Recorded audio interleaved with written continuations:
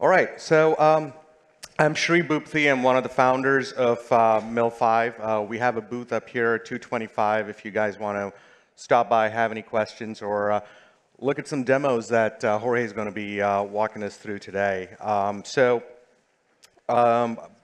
led several projects, across various industries, including capital markets, for AI and traditional software development, right? And this is Jorge. Hey, hello everyone. My name is Jorge Gonzalez, senior engineer at Mill5, with larger experience working in AI, machine learning, software, enterprise software projects on the cloud and also at the edge. Yep. A little bit about Mill5. We're a global software consulting firm. We've done a lot of work in various industries. We do software consulting for traditional software development, AI, and machine learning. We've worked across companies and enterprises in various geographies. We're headquartered in Boston, but we got offices in Medellin, in Colombia, Argentina, and in India as well. So if you got any questions, again, please, booth 225, and happy to answer those. Jorge is going to take it away. All right. Let me just. So this is our agenda for today. We want to talk about a little bit how the new NVIDIA Ampere architecture will help you to split a GPU in up to 7 different GPU instances, and also how sparsity, that is also a new feature that the NVIDIA people put on their GPUs, will allow you to optimize your models. We're going to show a demo also, and we have a Jackson Irving device that we are happy to show you in our booth how it works. Okay. Well, we have different facts and challenges here. The first step is you may know that nowadays the new solutions, the new AI solutions require more than one model running at the same time. Not only 1, 2, 3, 5, right? So how you can guarantee when you introduce a new model in your solution, how you can guarantee that your system or your solution is still performing well? You need to be able to do that. Moreover, if you are in the cloud, you may know that cloud services are really expensive sometimes, especially when you are using GPUs. So in this case, you need to be aware about how you can, in some way, introduce some density on those GPUs and those services to be able to run more than one model in only one GPU and reduce costs. Also on the edge, if you think for example, in this kind of devices, those are smaller with less compute resources, less memory, and even less energy. So you need to take care of how do you optimize your models to be able to run on this kind of hardware. Okay, well, here the NVIDIA people created new brand chips, in this case the A100 GPU, that is optimized for enterprise AI and high-performance computing. Also, in that architecture, they introduced a new streaming multiprocessor and the 3rd generation of Tensor cores. Right now, we are here to demonstrate how we can use multi-instance GPU. This is also a feature in the latest NVIDIA GPU architectures, and the sparsity. Right. Well, let's talk about multi-instance GPU. What is this one? Basically, we have the option on the, for example, A100 GPU to split your GPU in 7 different instances. That means that basically you have up to 7 GPUs in your system, each one with separated memory and separated compute. As I said, they are basically, we can see here, there are, if you have in your system 7 different GPU hardware. What is the benefit with that? We will have best quality of service, and you will have fault isolation. If a model or a workload that you have in the GPU will not affect any other workloads in the other instances that are running in the other instances. That means that you have predictable performance and latency. The cool thing about MIG is that it's transparent for your current applications. So you have CUDA applications, Docker containers, Kubernetes solutions. That will be transparent for you. You don't need to implement any code changes. That will be available for you right away. OK, for MIG, in this case, we are going to use the NVIDIA 100 40 GB of memory as an example. We have 8 different memory slices and 7 compute slices, right? So that will allow us to basically split our GPU in this way. Those are the profiles that are in some way predefined in the GPU. And we can create up to 7 instances with one compute slice and 1 memory slice. 3 with 2 compute, 2 with 3 compute. Those are like the base profile that we can use. There is an exception. You might think that if you create a 4 compute instance with 20 gigabytes, you might think that you can create another one with 3 compute instances are 20 gigabytes as well, but that is not available currently. So here's basically what we did with those slices. We have memory slices in the top, compute slices in the bottom, and you can basically create that vertical line to create a GPU instance. On the other side, you can combine those slices to create bigger instances, in this case, a 4G with 20 gigabytes instance. Cool. With this said, we are going to show you typical examples of how to use MIG. In this case, for training, we are going to demonstrate this in our demo in a few. But basically, during training, you may know that when you are experimenting with your models, you try to use different configurations of your neural network, introduce different hyperparameters. And that could take some time. And as you know, if you are in training an image classification model, a convolutional neural network, that will take some time. So here, MIG could help you to, in some way, parallelize those workloads. And at the same time, you are able to train different versions of your model. And for example, here, 3 different Docker containers using exactly the same configuration of the MIG instance. This will allow you also to, in some way, make sure that you are using exactly the same resources, and you will be able to compare those metrics that you get when you train the models. This is another good example. This is actually, this is a architecture, a topology that we are using on one of our clients. We have a computer vision model that is basically running real-time inference, right?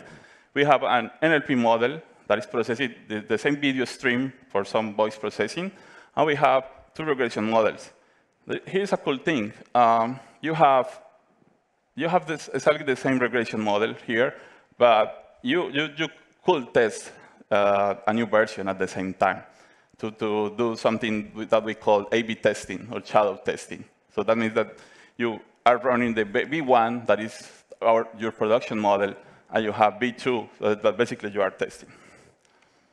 Here, as I said before, on our client, we are running that computer inference, that real-time inference, sorry, in the host machine, just because we are using a frame grabber to get a 4K stream, 60 frames per second. And yeah, we need to be more near to the hardware. And at the same time, we have 3 Docker containers running the other models.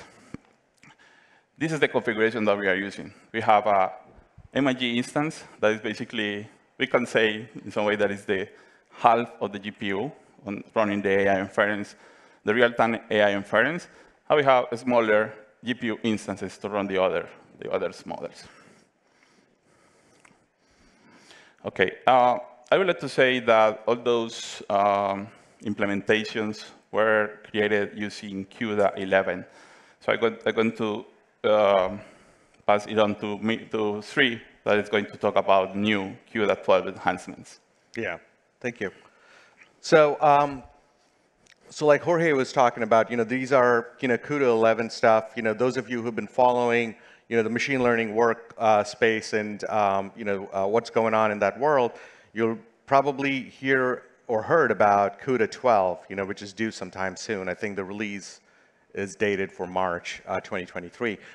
But just a refresher, the way HPC works or the way CUDA works is, you basically have a large workload, it's divvied up into smaller work streams, and those work streams are now sent out to different cores on your GPU, right? That's, like the traditional way of actually doing things. And, there are several threads that are working on each one of those workload, distributed packets and so on. What you've got with CUDA 12, however, is you already have a block of threads that's being supported by CUDA 11. The new construct here is a cluster of blocks, right? What this basically means is these blocks of threads are now boxed into a bigger box, right? Giving you a lot more performance. It gives you up to 16,000 threads per cluster that you can work with. You can actually get access to shared memory without creating multiple copies, right? And there's a lot of asynchronous stuff. There's actually a paper out there that talks about embarrassingly parallel asynchronous processing on the CUDA 12 Hopper CPUs, or GPUs, I'm sorry, right? So this is basically, the evolution of Moore's Law, right? CPUs with their architecture and stuff like that have been pretty contained. GPUs have taken it away, and with Hopper, I think NVIDIA is really setting the stage for massively parallel workloads, right?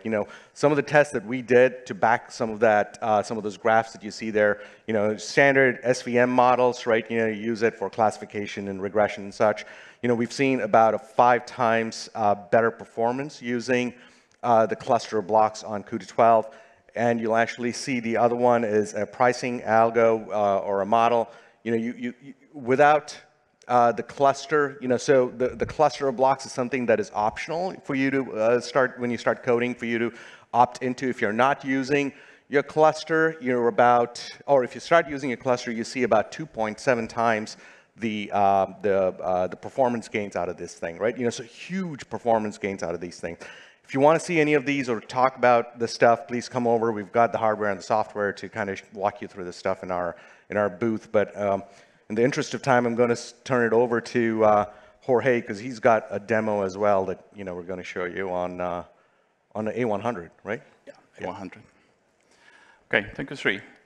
Let's switch to my laptop, please. I'm going to show you a demo. We have a VM running on Azure with an A100 GPU. So I'm going to basically demonstrate how you can run multiple workloads on that GPU. The first time I'm going to use only one instance to allow you. Are you able to see? Okay, it's pretty good. Okay, so the idea here is to demonstrate you that if you have only one GPU, if you introduce more workloads on your system, the other models will be affected by those new workloads. And after that, we are going to configure the similar architecture that we showed you during the presentation for training 3 different instances exactly with the same configuration and show you how it works. So I'm going to start now. As you can see here, we have a NVIDIA A100 GPU running on Azure, 80 gigabytes of memory. Right now, we don't have any MIG device configured on the system. And as you can see here, the MIG is enabled, right, on the system. You might need to know that by default it's not enabled, so you will need to run the specific command on the system to enable MIG on your GPU. So let's go to create an instance. In this case, I'm going to create. Okay, let me show you first which are the available instances. Remember the table that I showed you before? We have these different configurations out of the box. So we have up to 7, 1G, 10 gigabytes of memory instance. And each configuration is showing us how many instances we can create, right? So let me create this one that is basically the entire GPU. So let me run this command really quick. OK, our instance is created right now. So I show you our system. We have a GPU instance right now, an MIG device, like a separate instance with 80 gigabytes. So what we're going to do now is I'm going to start a container that I have already configured in my system that is going to basically start a workload on the system. So let me go here. There you go. So this is a trivial model. It's running on TensorFlow. As you can see here, we are using the whole GPU, MIG 7G, 80 gigabytes, right? And it's running faster, right? So it's taking 11 seconds, 10 seconds. I'm going to start a new workload, right? It's a different container with a different configuration of the same neural network. Let's finish this epoch just to see that it's consistently getting 10, 9 seconds per epoch. If I start this other workload on the same GPU, of course, you will see that this is going to run slowly after start the new workload. Let's see how it works. Right now we have two. Let me show you here. We have two processes running. This is a small model, basically to 2,000 megabytes of memory, something like that. But all those processes are running on the same GPU, same instance. And yeah, you can see here we start to getting 2 seconds of delay in our process. Let me kick off the third one. Got it. So this third one model is going to introduce more latency in our system. So let's see how it works. As you can see, each workload started to run slowly, more slowly. Yeah, 14 seconds in this epoch. So you might understand here that yeah, each workload that you added to the GPU in a single instance is going to affect each other, basically because they are competing for the same hardware, for the same memory bandwidth. Cool. With this said, I'm going to stop these containers right away. I'm going to configure, let's wait for the stop. Okay, one stop, two stop, just stop. Great. Let's confirm that. We don't have nothing running in the system. Okay. I'm going to reset the GPU in order to be able to configure a new instance.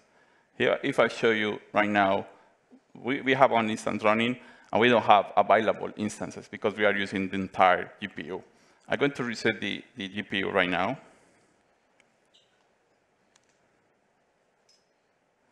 It's important to mention that the configuration of the MIG is not persistent. I mean, if you reboot the system, you reboot the device, you will need to reconfigure your topology. It's not persistent in the system. So I'm going to show you again that we don't have nothing configured, no MIG devices found. Let me switch to the other screen. And here, I'm going to create a different topology. I'm going to create 3 different GPU instances with the same configuration. Let me show you right away. Okay, I created 3 different instances, two computer slices, 20 gigabytes of memory each one. Let me show you here. We have 3 MIG devices on our hardware, right? So what you've done here is really take that one GPU and slice it up. Exactly. For three separate hardware GPUs. Awesome. Exactly. So I'm going to kick off exactly the same Docker containers with the same workloads. I'm going to start the first one. And you will see that right now it is using this instance, right? Device 0, that means that I'm using the first GPU instance, right? It's running. It's not faster than with the whole GPU, because remember, we are using a slice of the GPU. But you will see during the demo that the performance is always the same. It's predictable.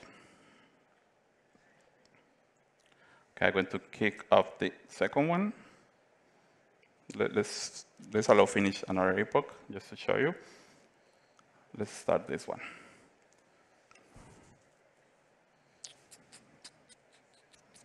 Okay, let me show you that those are running in different GPU instance. We have ID3, ID5, ID6, and the memory is used in different GPUs.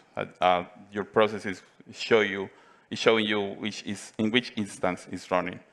So nothing happened here. Don't use that same 14 seconds every time, right? Let's see how this workload performs before we start the third one.